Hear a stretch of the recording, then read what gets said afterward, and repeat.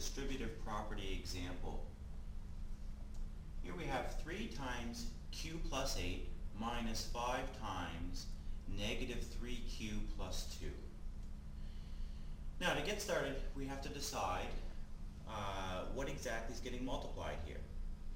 In the first little part here, we need to realize that basically this is saying 3 times q as well as 3 times 8. So that monomial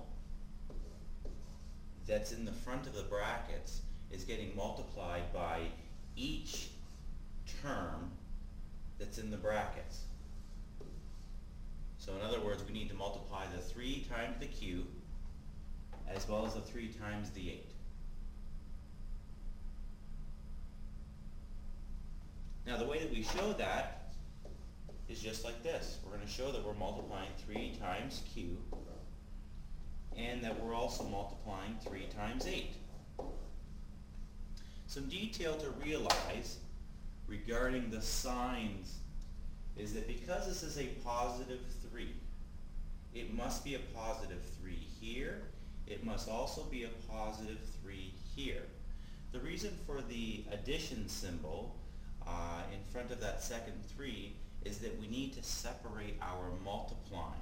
So we need this to read 3 times q as well as 3 times 8. If we didn't have that plus sign there, then it would just be a bunch of multiplying. It would basically say 3 times q times 3 times 8, and we can't have it saying that.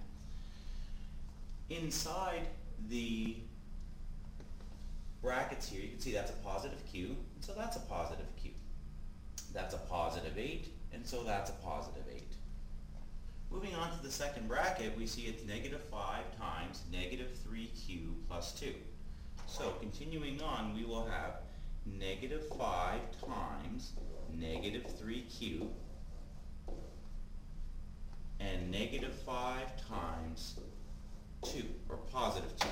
And again, using the same colors, using the same thinking, because that's a negative 5. It's a negative 5 here, and it's a negative 5 here. Inside the brackets, because that's a negative 3q, it's a negative 3q here, and because that's a positive 2, hey, it's a positive 2 there. I fully encourage you to use color in your practice questions to help you sort out the multiplying and what should be getting multiplied by what. So now we actually have to do the multiplying. So that line we just finished was basically setting up the multiplying. Now let's do the multiplying. So 3 times q is just 3q. Notice I haven't put any other signs after that. I just wrote the result of what's 3 times q. So the next little piece of multiplying, hey, what's 3 times 8? Well, that's 24.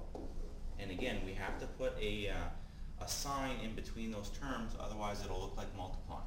And again, notice I put no extra signs after the 24. I move on to, hey, what's negative 5 times negative 3q?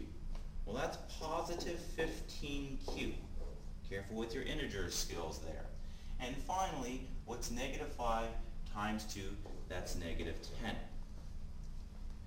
Now this question, we still can continue on with some adding and subtracting. You'll notice that there are like terms.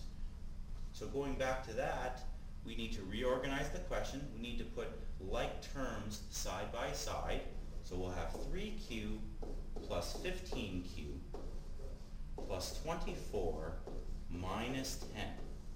And now we actually do the adding and subtracting, so we end up with 18q, not 18q squared, but 18q plus 14.